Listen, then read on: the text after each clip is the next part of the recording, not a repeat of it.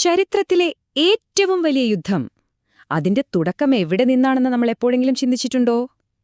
ഈ ഒരു വിശദീകരണത്തിലേക്ക് എല്ലാവർക്കും സ്വാഗതം. ഇന്ന് നമ്മൾ വെറുമൊരു യുദ്ധകഥയല്ല കേൾക്കാൻ പോകുന്നത്.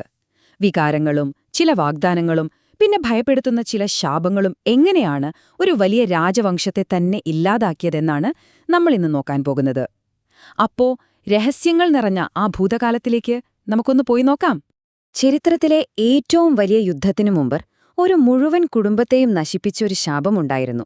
ശരിക്കും കേൾക്കുമ്പോൾ തന്നെ ഒരു ഭയം തോന്നുന്നുണ്ടല്ലേ? കുരുക്ഷേത്രയിലെ ആയുധങ്ങൾക്കും അമ്പുകൾക്കും മുൻപ് തന്നെ ഒരു കുടുംബത്തിനുള്ളിലെ ചില തീരുമാനങ്ങൾ സർവനാശത്തിന് വിത്തുപാകിയിരുന്നു. എന്തായിരുന്നു ആ നിഗൂഢത എന്ന് നമുക്ക് നോക്കാം. ഭാഗം 1. രാജാവും വാഗ്ദാനവും. വളരെ ശാന്തവും മനോഹരമായ പുരാതന ഹസ്തിനാപുരം. അവിടുത്തെ രാജാവായിരുന്നു ശന്തനു. അങ്ങേയറ്റം വിവേകവും ശക്തിയുമുള്ള പ്രതാപിയായ ഒരു ഭരണാധികാരി. പക്ഷേ അദ്ദേഹത്തിന്റെ വീഴ്ച നമ്മളെ ഇത്രയധികം ഞെട്ടിക്കുന്നതെന്തുകൊണ്ടാണെന്നറിയാമോ? പുറമേ അദ്ദേഹം അത്രത്തോളം ശക്തനായിരുന്നു. എന്നാലും നിഗൂഢയായ ഗംഗയോടുള്ള പ്രണയം കാരണം അദ്ദേഹം ഒരു വാഗ്ദാനത്തിൽ ബന്ധിതനാവുകയാണ്. അതായത് ഗംഗയെ ചോദ്യം ചെയ്യാൻ അദ്ദേഹത്തിന് യാതൊരു അവകാശവുമില്ല. ഒന്നാലോചിച്ചു നോക്കൂ, ഒരു രാജ്യത്തെ മുഴുവൻ ചോദ്യം ചെയ്യാനും ഭരിക്കാനും അധികാരമുള്ള ഒരു രാജാവ് സ്വന്തം ഭാര്യയ്ക്ക് മുന്നിൽ പൂർണ്ണമായും കീഴടങ്ങേണ്ടി വരികയാണിവിടെ. ഗംഗ നൽകിയ അന്ത്യശാസനം ഇതായിരുന്നു: ഞാൻ ചെയ്യുന്നത് എന്താണെങ്കിലും ഒരിക്കലും എന്നെ ചോദ്യം ചെയ്യരുത്. ഒന്ന് ചിന്തിച്ചു നോക്കൂ, നിങ്ങൾക്ക് പ്രിയപ്പെട്ട ഒരാൾക്ക് വേണ്ടി ഇങ്ങനെയൊരു അന്ധമായ വ്യവസ്ഥ അംഗീകരിക്കാൻ നിങ്ങൾ തയ്യാറാകുമോ? ശന്തനു രാജാവ് പക്ഷേ അത് അംഗീകരിച്ചു. വലിയൊരു ദുരന്തത്തിലേക്കുള്ള ആദ്യത്തെ ചുവടുവെപ്പായിരുന്നു അത്. വരാനിരിക്കുന്ന ഭയാനകമായ സംഭവങ്ങളെക്കുറിച്ച് അദ്ദേഹം അപ്പോൾ തീരെ അറിഞ്ഞിരുന്നില്ല. ഭാഗം 2. ഗംഗയുടെ ക്രൂരത. അതായത് ആ 7 കുഞ്ഞുങ്ങൾ. ഇവിടുന്ന് അങ്ങോട്ട് കാര്യങ്ങൾ ശരിക്കും ഇരുണ്ട ഒരു തലത്തിലേക്ക് മാറുകയാണ്. ഒരു രാജാവ് നൽകിയ ആ അന്ധമായ വാഗ്ദാനത്തിന്റെ വില എത്രത്തോളം വലുതായിരുന്നു എന്ന് നമ്മളിനി കാണാൻ പോവുകയാണ്. 1, 2, 3. അങ്ങനെ ആ കുഞ്ഞുങ്ങൾ പിറന്നു വീണു. സന്തോഷം നിറഞ്ഞു നിൽക്കേണ്ട ആ കൊട്ടാരത്തിൽ പക്ഷെ നടന്നത് മറ്റൊന്നാണ്.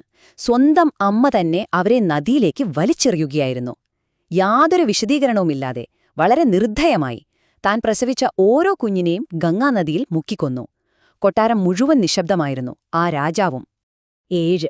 അതെ, 7 കുഞ്ഞുങ്ങളെയാണ് അവള് അങ്ങനെ വെള്ളത്തിൽ മുക്കിക്കൊന്നത്. ആ ഒരൊറ്റ അക്കത്തിലടങ്ങിയിരിക്കുന്ന വേദന എത്രയാണെന്ന് നിങ്ങളൊന്ന് സങ്കല്പിച്ചു നോക്കൂ.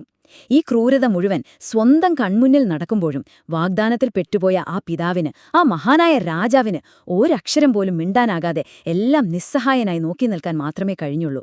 ശരിക്കും അയാൾ ആ വാഗ്ദാനത്തിന്റെ തടവുകാരനായിരുന്നു. ഭാഗം 3. വാഗ്ദാന ലംഘനം. 8ാമത്തെ കുഞ്ഞ്. എല്ലാത്തിനും ഒരതിരുണ്ട്, ശരിയല്ലേ? 8ാമത്തെ കുഞ്ഞുമായി അവൾ നദിയിലേക്ക് നടന്നപ്പോൾ ആ പിതാവിന്റെ ക്ഷമയുടെ നെല്ലിപ്പലകയും ശരിക്കും തകർന്നു. ആ പിരിമുറുക്കം അയാൾക്ക് താങ്ങാവുന്നതിലും അപ്പുറമായിരുന്നു. നിൽക്കൂ, നീ എന്തിനാണിത് ചെയ്യുന്നത്?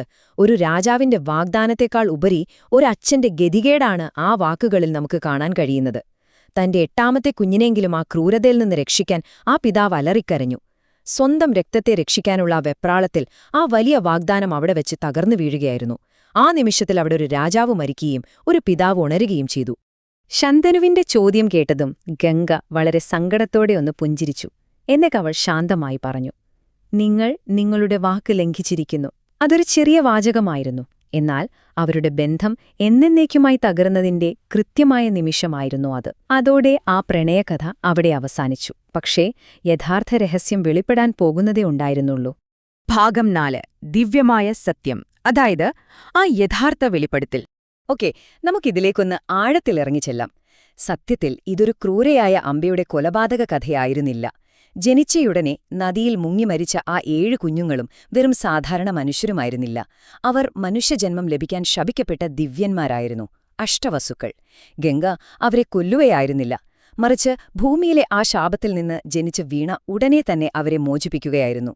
ഇതറിയുമ്പോൾ നമ്മൾ ആ മുഴുവൻ ദുരന്തകഥയെ മറ്റൊരു രീതിയിലാണ് കാണുന്നത്.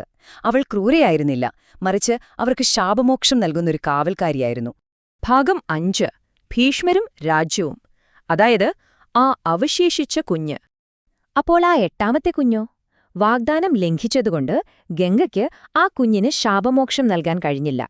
അങ്ങനെ ശാപമോക്ഷം ലഭിക്കാതെ ഭൂമിയിൽ ജീവിക്കാൻ വിധിക്കപ്പെട്ട ആ കുഞ്ഞ്, രക്ഷപ്പെട്ട ആ കുഞ്ഞ് വളർന്ന് വലുതായി മാറിയത് മഹാഭാരതത്തിലെ ഇതിഹാസ നായകനായ സാക്ഷാൽ ഭീഷ്മരായിട്ടാണ്.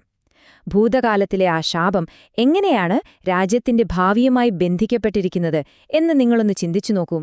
ആ ഒരൊറ്റ കുഞ്ഞിന്റെ അതിജീവനം ആ വലിയ സാമ്രാജ്യത്തിന്റെ ഭാവിയിലുണ്ടാക്കാൻ പോകുന്ന മാറ്റങ്ങൾ സങ്കൽപ്പിക്കാവുന്നതിലും അപ്പുറമായിരുന്നു.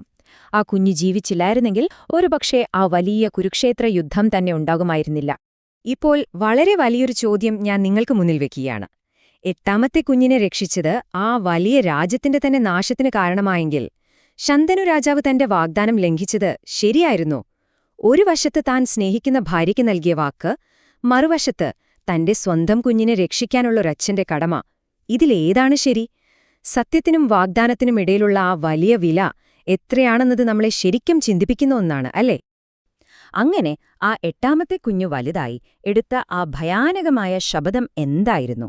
അത് ആ സാമ്രാജ്യത്തെ മുഴുവൻ എങ്ങനെയാണ് ചാമ്പലാക്കിയത് എന്നത് നാം വരും ഭാഗങ്ങളിൽ കാണും. ആ വലിയ സത്യം അറിയാൻ നിങ്ങൾക്കും വലിയ ആകാംക്ഷയുണ്ടാകും എന്ന് എനിക്കുറപ്പുണ്ട്. കുരുവംശത്തിന്റെ ഈ രക്തരൂക്ഷിതമായ ചരിത്രത്തിന്റെ ബാക്കി ഭാഗങ്ങളുമായി അടുത്ത വിവരണത്തിൽ നമുക്ക് വീണ്ടും കാണാം. ഈ ചോദ്യങ്ങൾ മനസ്സിൽ വെച്ച് തന്നെ കാത്തിരിക്കുക. വീണ്ടും കാണാം.